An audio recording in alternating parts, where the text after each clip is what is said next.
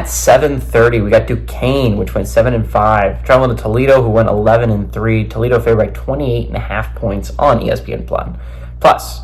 Duquesne Finn for them last year went 201 of 317, threw for 2,657 yards, 22 touchdowns, 9 interceptions.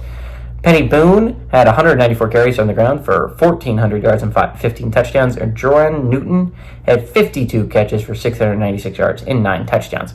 And what I was saying in the earlier two MAC videos with the Bowling Green and with Central Michigan, right, is that it's a wide open conference, and a lot of that is because of Toledo. Again, Toledo has been the cream of the crop in the MAC for the past couple of years now, right? They went 11-3 for a reason. I think they ended up losing the championship game to Miami, Ohio this year, but this was a MAC team that before that game was 11-1, right? They went 11-1 in the regular season. They went undefeated in MAC play. Their only loss was to Illinois, a Power 4 football team, and it was close.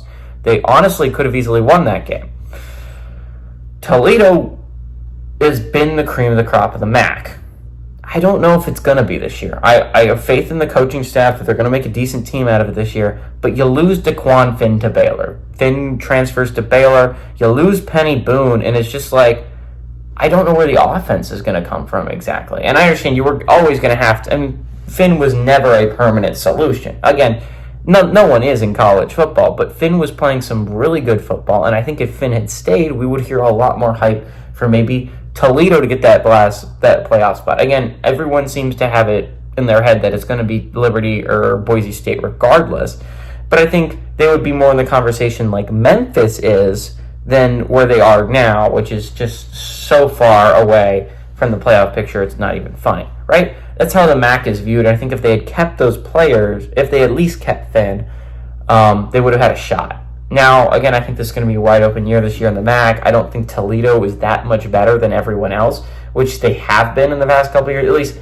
not that much better. And I mean, like Ohio and Miami, Ohio were close, but then everyone else was a massive drop-off. I wouldn't say that's the case this year. I think there's a lot of teams that I think are good enough in the MAC to make a play for the MAC title this year. I like Toledo to win this one. I mean, don't get me wrong. I think Toledo is a team that should be good this year. I just don't think they're the 11-3 good they were last year. I don't even think that, again, this was a team that if they hadn't lost that Illinois game, and they would have been entering the MAC title game 12-0, and if it was the 12-team playoff last year instead of this year, they would have had a legit argument if they won the MAC title over a team like Liberty for that playoff spot, right? So I think it's just going to be interesting to look at, is Toledo going to be able to prove that they are a team that is formidable? I mean, I don't know right off the bat if they're going to be able to do that, but I do think Toledo is going to beat Duquesne. I think they're going to beat Duquesne by a lot. I think this is a good Toledo team. Give me Toledo to win and cover at home.